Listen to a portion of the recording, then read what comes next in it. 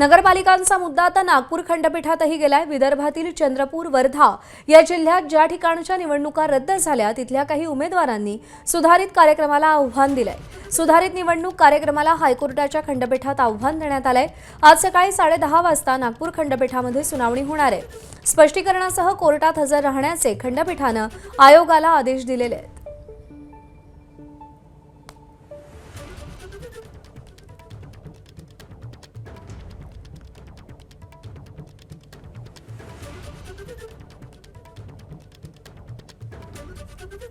तुषार कोहळे आपले प्रतिनिधी आपल्याला अधिक अपडेट देतील। तुषार, याचिकाकर्त्यांचं नेमकं काय म्हणणं आहे आणि आयोग काय भूमिका यामध्ये मांडू शकतो?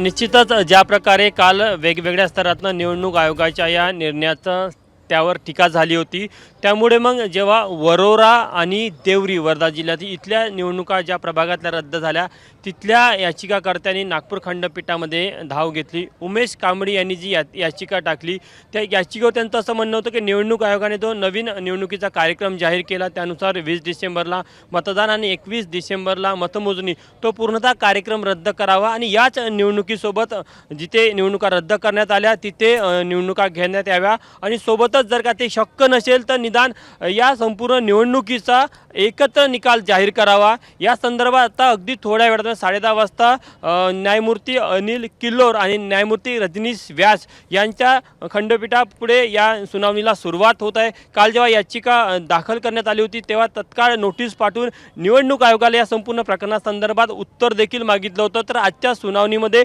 निवडणूक आयोग या संपूर्ण त्यांच्या निर्णयावर काय उत्तर न्यायालयामध्ये सादर करतं हे देखील बघणं महत्त्वाचं राहणार आहे। मात्र आता आपण बघितलं की राज्यात निवडणुकांना सुरुवात झालेली आहे, त्यामुळे आज तर ज्या भागामध्ये ज्या प्रभागामध्ये किंवा ज्या ठिकाणी निवडणुका रद्द झाल्या त्या निवडणुका परत आज घेणं शक्य होणार नाही। त्या कदाचित पुढच्या कोणत्या न्यायालयाच्या आदेश तारखेनुसार घेतलं जातं का हे बघणं महत्त्वाचं राहणार आहे। मात्र एकत्र निकाल संपूर्ण निवडणुकीचा लावला जावा अशी देखील त्या याचिकेमध्ये मागणी आहे। त्यामुळे न्यायालय या संपूर्ण याचिकेच्या सुनावणी दरम्यान नेमकं नागपूर खंडपीठाकडून काय सांगितलं जातं याकडे लक्ष असेल। तुषार, अपडेट जाणून घेत राहू। तुर्तास धन्यवाद। एबीपी माझा, उघडा डोळे बघा नीट।